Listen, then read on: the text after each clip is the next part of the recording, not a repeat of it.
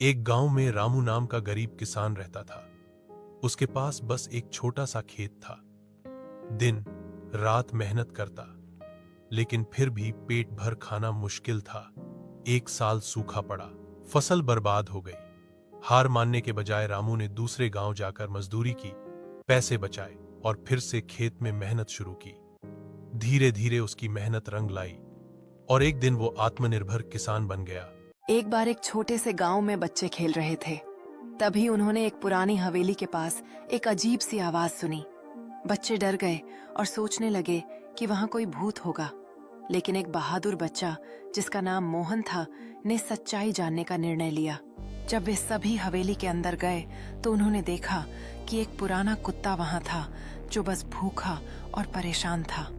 मोहन ने कुत्ते को खाना दिया और सब बच्चे समझ गए कि कभी कभी हमारी डरावनी कल्पनाएं असलियत से दूर होती हैं। इस कहानी का मॉरल ये है कि हमें अपने डर का सामना करना चाहिए और बिना जानकारियों के किसी चीज का अनुमान नहीं लगाना चाहिए।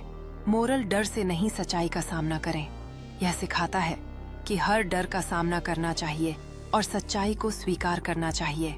इस अनुभव ने बच्चों को सिखाया कि डर की जगह समझदारी और दया होनी चाहिए, जिसे वे हमेशा याद रखेंगे।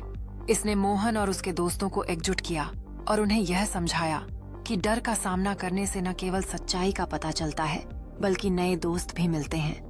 बारिश के मौसम में स्कूल से बच्चों को लेकर एक बस घूमने के लिए निकलती है। सभी बच्चे बस में मस्त हंसते, खेलते, गुनगुनाते हैं और ट्रिप का मजा लेते हैं। बस छिंदवाड़ा की खतरनाक घाटी से होकर गुजरती है। बच्चे मस्ती करते हुए एंजॉय कर रहे होते हैं, लेकिन तभी अचानक से एक बड़ी चट्टान बस के ऊपर गिरती है। बच्चे डर जाते हैं और चिल्लाने लगते हैं। तभी सामने से भारतीय सेना के SF का एक जवान बाइक से ड्यूटी पर जा रहा होता है। जवान तुरंत सामने आता है और बिना देरी किए बस के ऊपर चढ़कर चट्टान को धक्का मारकर खाई में गिरा देता है। बस का ड्राइवर घायल हो चुका होता है। जवान बिना समय गंवाए बस ड्राइवर की सीट पर बैठता है और सभी बच्चों को सुरक्षित उनके घर पहुंचा देता है। हर सुबह जब वेदिका स्कूल जाती तो कॉलोनी के सफाई कर्मी समीर अंकल सफाई करते मिलते। बच्चे उन्हें अक्सर नजरअंदाज कर देते, लेकिन वेदिका रोज गुड मॉर्निंग अंकल कहती और मुस्कुरा कर जाती। एक दिन स्कूल में रियल हीरोज पर स्पीच कंपटीशन हुआ और वेदिका ने समीर अंकल के बारे में बताया, कैसे वो हर मौसम में सफाई करते हैं बिना किसी शिकायत के। उसकी स्पीच सुनकर पूरा स्कूल खड़ा हो गया तालियों के साथ। उस दिन समीर अंकल को पहली बार किसी ने हीरो कहा। इज्जत कपड़ों से नहीं, काम और नियत से मिलती है।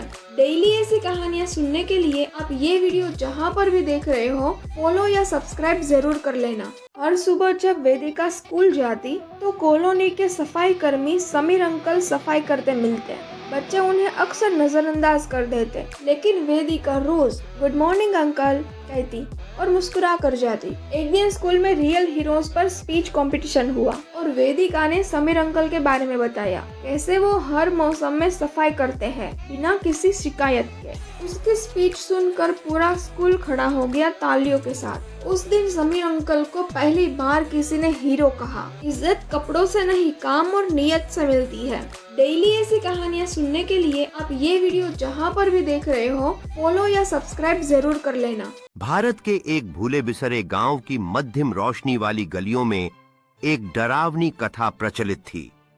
चुड़ैल की एक ऐसी आत्मा की जो अपने जीवन में किए गए अन्याय का बदला लेने के लिए भटकती है। अमावस्या की रातों में कहा जाता था कि वह गांव की गलियों में घूमती है। उसके पांव उलटे होते हैं और लंबे बाल उसके चेहरे को छुपाए रहते हैं, जिसमें दुख और क्रोध साफ दिखाई देता है। उसकी करुणामयी चीखें अनजाने मुसाफिरों को इस गहरे जंगल की ओर खींच ले जाती, जहां से वे कभी लौटकर नहीं आते। कई कई साहसी लोग गायब हो जाते और उनकी वस्तुएं पुराने बरगद के पेड़ के पास बिखरी हुई मिलती, जो गांव वालों द्वारा लंबे समय से परहेज किया जाता था। ऐसा ही एक निडर युवक अमन इन कहानियों का मजाक उड़ाते हुए अपनी बहादुरी साबित करने के लिए जंगल में गया। जैसे जैसे वह आगे बढ़ा, हवा ठंडी होती गई और भारी खामोशी को केवल उसके नाम की धीमी धीमी फुसफुसाहटें तोड़ती रहीं। अमन फिर कभी नहीं दिखा और उसका नाम भी उस कथा में जुड़ गया। जैसे गांव अपने धुंधल के अतीत की डरावनी रहस्यों में लिपटा रहा। दिल की धड़कनें तेज होती गईं। उसने मुड़कर देखा तो अंधकार से एक धुंधली आकृति उभर रही थी। उसके बाल चेहरे पर लहराते हुए, और इससे पहले कि वह कुछ कर पाता, सब कुछ काला पड़ गया।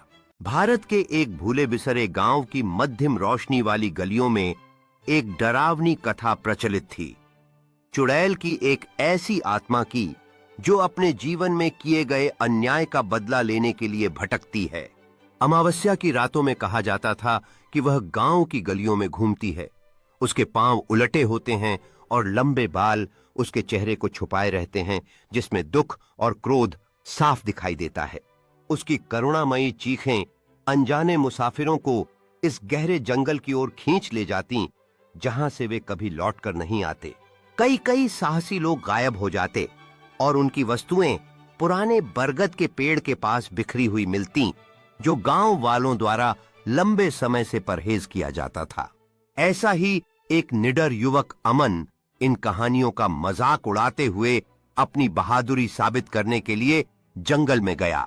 जैसे जैसे वह आगे बढ़ा, हवा ठंडी होती गई और भारी खामोशी को केवल उसके नाम की धीमी धीमी फुसफुसाहटें तोड़ती रहीं। अमन फिर कभी नहीं दिखा और उसका नाम भी उस कथा में जुड़ गया। जैसे गांव अपने धुंधल के अतीत की डरावनी रहस्यों में लिपटा रहा। दिल की धड़कनें तेज होती गईं। उसने मुड़कर देखा तो अंधकार से एक धुंधली आकृति उभर रही थी। उसके बाल चेहरे पर लहराते हुए, और इससे पहले कि वह कुछ कर पाता, सब कुछ काला पड़ गया।